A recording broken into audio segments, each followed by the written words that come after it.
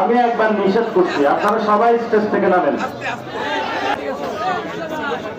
কোন নেতা নেই এখানে, আমরা সবাই একটাই আমাদের পরিচয়, আমরা বাংলাদেশের সংস্কারের একজন যোদ্ধা। আমরা যেভাবে 2024-এ রাজপথে ঐক্যবদ্ধভাবে মাঠে ছিলাম, আমি একবার নিষেধ করছি, আপনারা সবাই স্টেজ থেকে নামেন।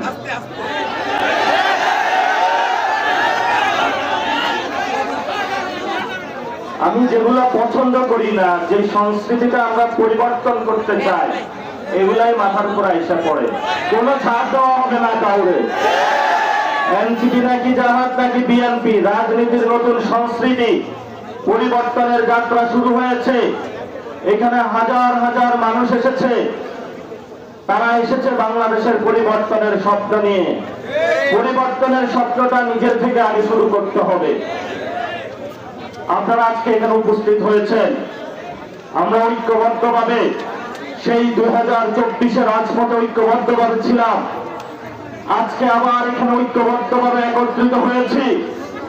এই রাত্রের প্রহরে যেখানে তরুণ প্রজন্ম আছেন, যেখানে আলেম সমাজ আছেন, যেখানে আমাদের জন্মদাত্রী মায়েরা আছেন, যেখানে আমাদের বোনেরা আছেন, যেখানে ব্যবসায়ীরা আছেন, সাংবাদিক ভাইরা আছেন, প্রশাসনের লোকরা আছেন, সকলে ঐক্যবদ্ধ হয়েছে নতুন বাংলাদেশের আওয়াজ তোলার জন্য।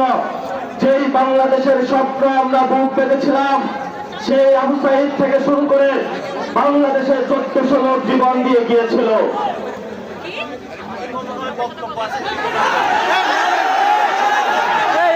আপনার